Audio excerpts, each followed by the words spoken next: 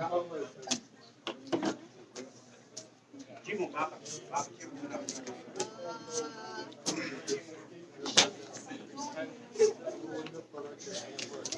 صل على محمد وآل محمد.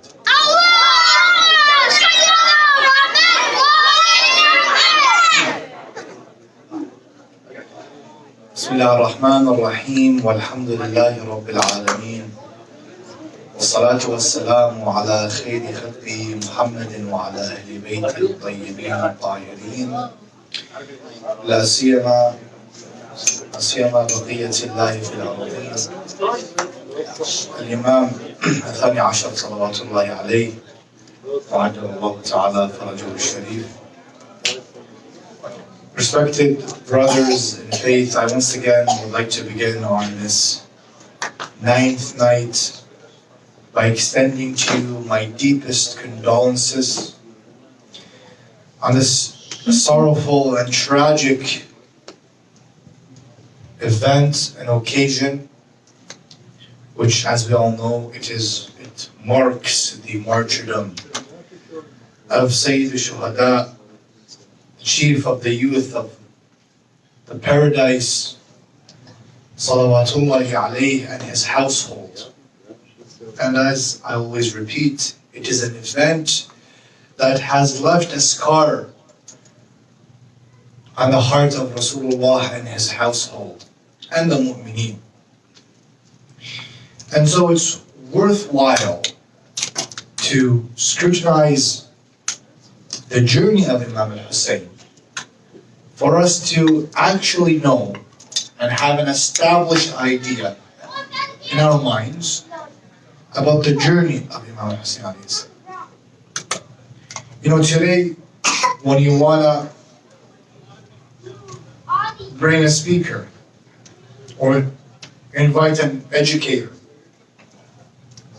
or an apologist of any sort, you would first want to know who this person is, his biography, what he specializes in, what is he capable of. You want to have an understanding of the surroundings and the environment and the atmosphere that this particular person lived in. And so, when we discuss Karbala, unfortunately, a lot of us don't realize the importance of knowing the specifics and to have an inclusive idea. So, to know the journey from Medina, from Hijaz, all the way to Karbala, this is very important. And inshallah ta'ala today, we're going to go on this journey, and inshallah ta'ala, we will take and benefit from what will be presented. We all know there was a conflict between Amir al-Mu'mineen and Imam Ali alayhi salam and Muawiyah. There was a conflict. Amir al-Mu'mineen was in Iraq and Muawiyah was in Syria, was in Sham. And they clashed. People came around Amir al-Mu'mineen alayhi salam and told him that we want you as the leader. You are the chosen one. And so, based on their standards, not our standards, because our standards, we believe Imam Ali is the first. Based on their standards, he should at least be the fourth, without conflict. What happened during the era of Imam Ali alayhi salam, there were 3 major battles amongst the Muslims. There was Al-Jamal wa Siffin wa Nahrawan. Now, please pay attention to this because later on you will be connecting the dots. It's very important. During the 5-year, 4-year period that Amir al-Mu'mineen ruled, a lot of battles took place. And so, Imam Ali alayhi salam was killed. Who was the leadership given to after Imam Ali? It was Imam al-Hassan alayhi salam. Imam al-Hassan alayhi salam, the battle continued between him and Muawiyah. When the battle continued, after some time, after a lot of betrayal from those who were close to Imam al Hassan, they used to bribe them with money. After a lot of betrayals, there was a peace treaty signed. And this is a significant milestone that changed a lot of things. What is this peace treaty? Basically, this peace treaty was a treaty signed to stop bloodshed and stop war. And Imam al Hassan alayhi salam had some laws to be dictated. A, this treaty will be signed under the condition that my father shall not be cursed anymore. Because as you know, the Umayyads used to curse Amir al-Mu'mineen, every single time, God forbid, every single time they used to go on the pulpit and give a speech or give a lecture. They used to begin with cursing Amir al-Mu'mineen. This was a norm. This was a habit. And so this peace treaty was signed, holding this, and Imam al-Hassan added a few other things, like giving rights to the Shia, no bloodshed, so on and so forth. Now there was a time, now this treaty was signed as in, this is going to be the case until Muawiyah dies. So, Muawiyah does not have the right to pass the caliphate or the leadership, okay, to his son or to any successor. It goes back to the Muslims. Now we have Al-Hassan alayhi salam and Muawiyah. Imam al-Hassan was poisoned and he died. Who shall come after? Imam al Hussein alayhi salam. Imam al Hussein was in Medina. The Muslims who were close, or the companions or the friends of Amir al-Mu'mineen alayhi salam, or the proponents of Amir al-Mu'mineen and his leadership and his style, in Kufa, wrote to Imam Hassan that now that your brother has passed away, we are behind you. We got your back to fight Muawiyah. But listen to what Imam Hussein said. He rejected. He told them, there is a treaty between us and Muawiyah. And this is something that a lot of people don't know. Do you know how long did Imam al Hussein alayhi salam, how long, what is the duration of his imamah? Sources say 10 years. 10 full years. So Imam al-Hassan, Imam al-Hussein alayhi salam was an imam for 10 years during the era of Muawiyah, after his brother Hassan. A lot of people say then, why did he go out on Yazid and not on Muawiyah? Well, the answer is clear, because there was a treaty to stop bloodshed. And one of the most significant parts of that treaty was that when Muawiyah dies, it does not go to his successors.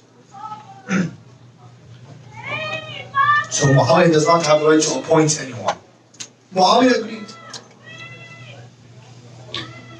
When Imam al-Hussein one day was in Medina, it was announced that Muawiyah has passed away. May Allah curse him. He passed away, and Yazid took the leadership. Now Yazid has a representative in Medina. His name is Al-Walid bin Utbah. Yazid sent a message to Al-Walid, please pay attention to this, telling him that without the allegiance of Hussein ibn Ali, my caliphate is worth nothing. Because Al-Hussein ibn Ali is a strong power.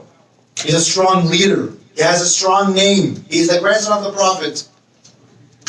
So unless I take his allegiance, then my throne is not going to be of such a value. My leadership is not going to be strong and resilient to enemies. So this person, this representative, calls forth Imam al Hussein alayhi salam. Imam al Hussein went to him and he asked Imam al Hussein alayhi salam to pledge allegiance. And Imam al Hussein responded that a person like me does not give his allegiance to the likes of Yazid.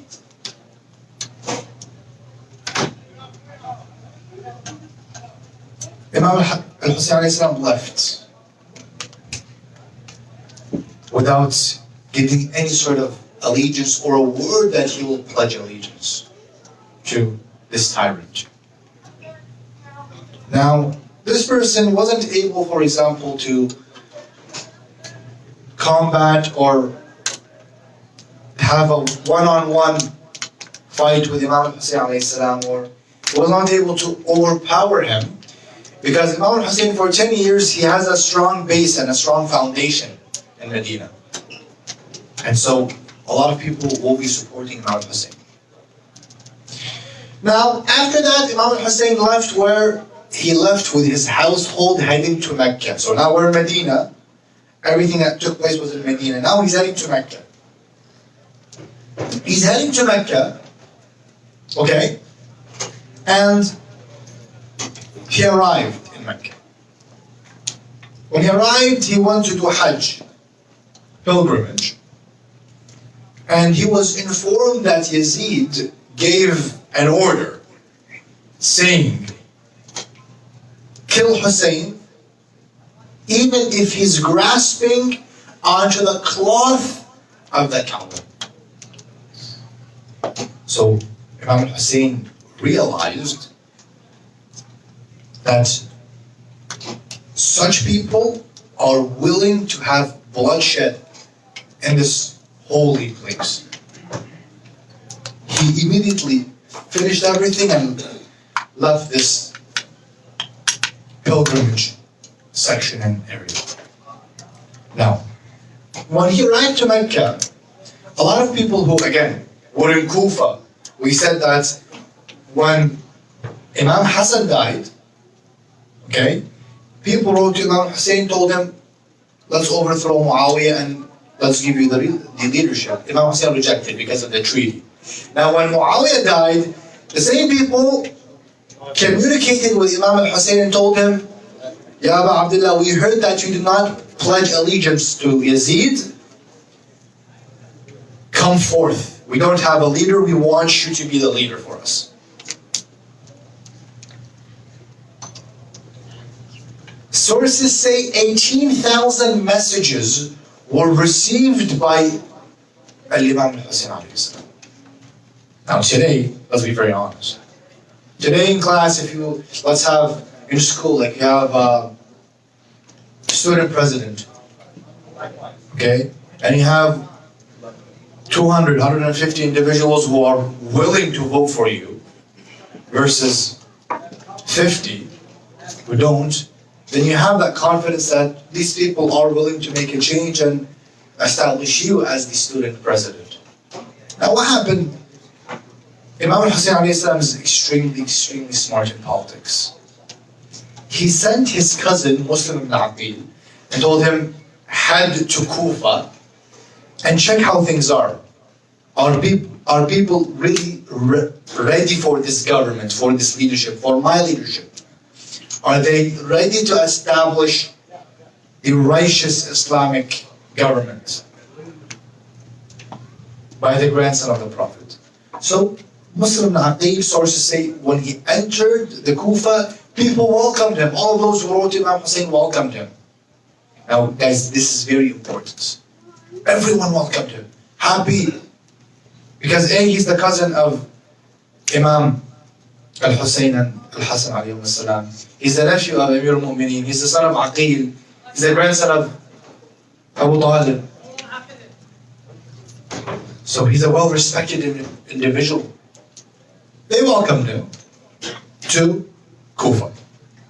Now, in Kufa held a lot of leaders that were supporting Imam al Hussein, like Habib ibn al like Hani ibn Urwa, for example, like Sulaiman bin Surran.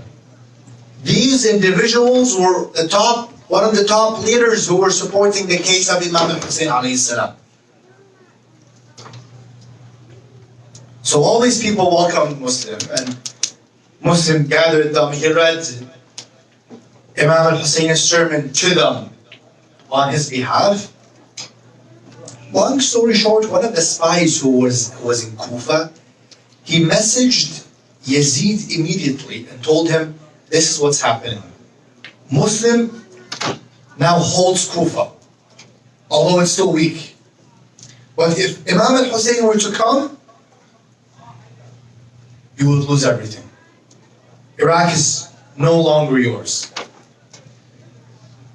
You would no longer have the power and the government established. Yazid appointed Ubaydullah ibn Ziyad, this is a very popular name,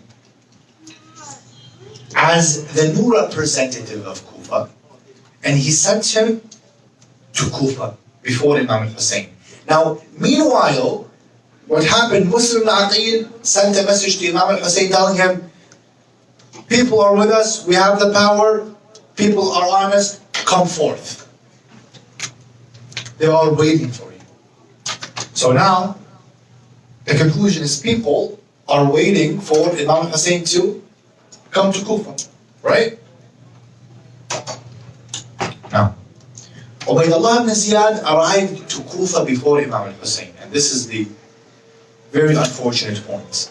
And the way he entered Kufa was it was on the highest level of untransparency. He entered Kufa first, he wore a turban that resembles the turban of Imam al Hussein, or a leader. And then he covered his face except for his eyes, and he entered Kufa. So people, when they saw this individual, what are they expecting? They're expecting Imam al Hussein. They were very happy. Ahlan bika, ya ibn bint Rasulillah. They're happy, they're waiting for Imam al Hussein. Finally, he has come. There are new leaders here. In reality, who is this person? He's the enemy of Allah, Ubaydullah ibn Ziyad. Now, when Ubaydullah ibn Ziyad first entered Kufa, this was a turning point. Now, while we're talking, while Ubaydullah ibn Ziyad made it to Kufa, he's now, when Imam al Hussein is coming on his way, believing that what? Khalas, the people of the Kufa are with Imam al Hussein. He's going to individuals who will establish the Islamic government. Ubaydullah ibn Ziyad, what he did, he acted very smart. He took all of the leaders of the Shias who were supposed to support Imam al Hussein to the dungeons. So you have an individual like Hani ibn Urwa, who was a very, very, very known leader for a tribe known as Midhij, Banu Midhij.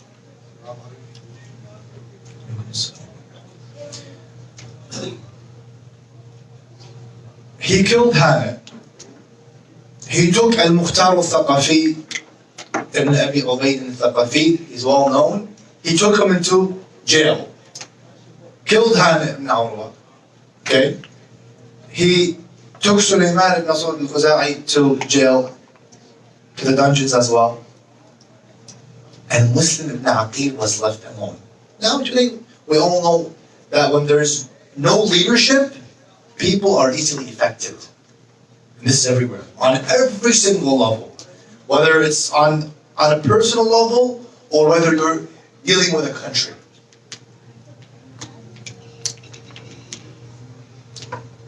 Now the leaders are in the dungeons. How about the atba', the proponents? Those who are waiting for the Imam. They scared them off. How so? They spread a lie saying that a large, well-armed army is heading towards the Kufa from Sham. So people, now they don't have any leaders. Maybe they're not well maintained in terms of weapons. Now all went back home. Muslim ibn Aqil, in some narrations, say he was praying and behind him hundreds of people. When he finished, he turned back and people, the majority of them were gone. You can count the rest with your hands. This is a turnover. This is a turning point. Now Imam al Hussein is doing what? He's coming to Kufa. Before he arrived to Kufa, Imam al Hussein alayhi salam heard the news that Muslim ibn Aqil was killed. And we all know, when he was left alone, we know the story. We discussed it before. They took hold of him and then they threw him from Qasr al-Imam. Imam al Hussein is now coming. Now he knows that the advantage is to the enemy.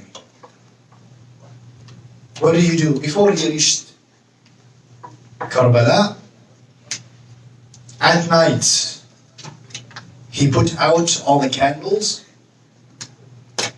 and he told his companions and the people of his household that the enemy wants me, not you guys. You guys may go. You guys have families, you guys have tribes, you have things to sustain. Now you may flee.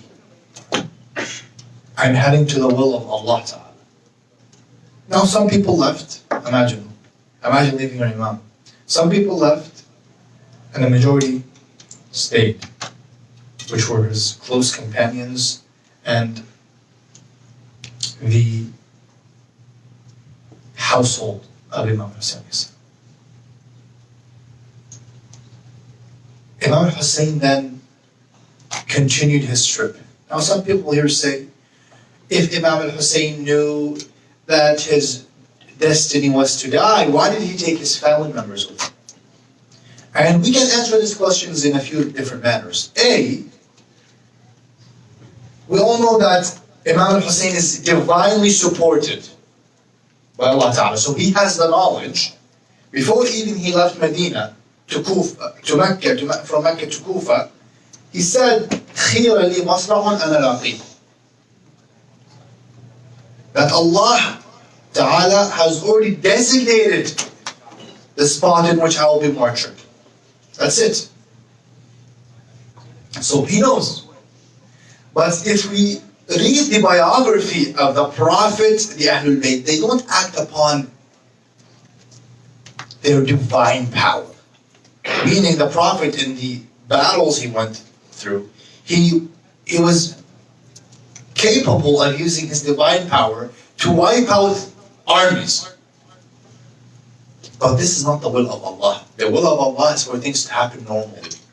Otherwise, how can I, as a normal, ordinary person, how can I benefit from the movement of Rasulullah, from the movement of Imam al Hussein, if all that was used was divine power? I can easily say, well, I cannot benefit from the movement of Imam al Hussein alayhi salam because it was a movement that only incorporated divine movement and divine support. And because I'm a very normal, ordinary individual, I will not benefit from that. Imam Hussein knew, but Imam Hussein went with how things should be going. That's number one. Number two, who told you Imam Hussein? By what's apparent, not by what's written by Allah in terms of His will. By what's apparent, who told you he went to battle? He was heading to Kufa. He took his well-respected household as a representative. You know, today, when you enter, for example, the mosque alone, this simple mosque, is different when you enter with your father, with your mother, with your family, with a group of people. It's different than when you enter alone. Part of trying to establish the Islamic righteous government is to take the wise household of him. So he took his cousins, he took his nephews, he took his son, he took his sister Zainab alayhi salam. So he wasn't heading to battle. The battlefield came to him.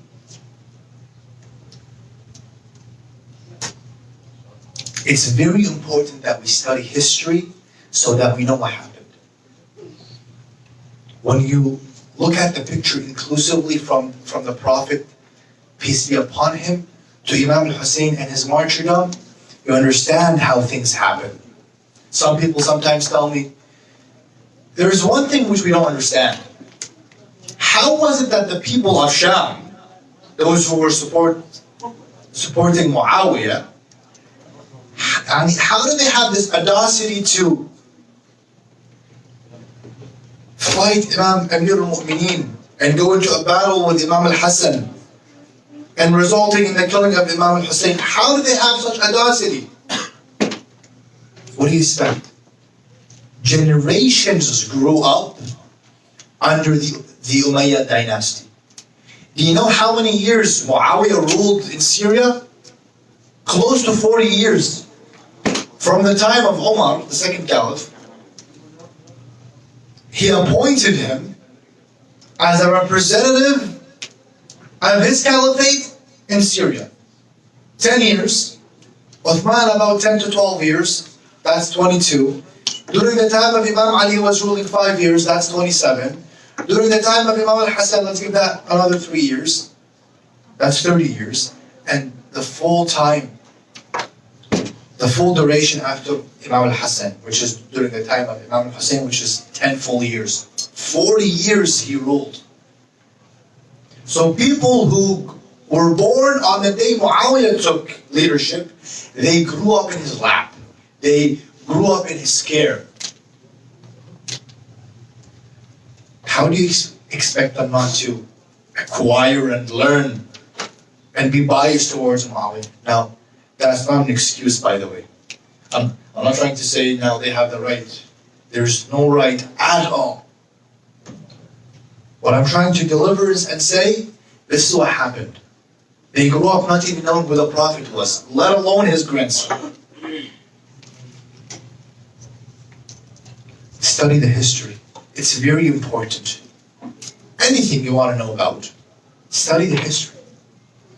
It gives you an inclusive view on what really took place. I ask Allah subhanahu wa ta'ala on this tragic month to heal the heart of the Prophet, peace and blessings be upon him, and the mu'mineen, especially the Imam of our time. May Allah hasten his reappearance. I want to inform you, brothers, that tomorrow will be my official last day here. So anyone that has any questions, if you guys have any questions after the majlis or after my specific lecture, anything regarding that, please come forward. I will be happy to answer any question regarding anything I dictated, presented, or anything I didn't. Inshallah ta'ala, I will do my best to answer that. أقول قولي هذا وأستغفر الله لي ولكم وصلى الله على محمد وعلى أهل بيته الطيبين الطاهرين.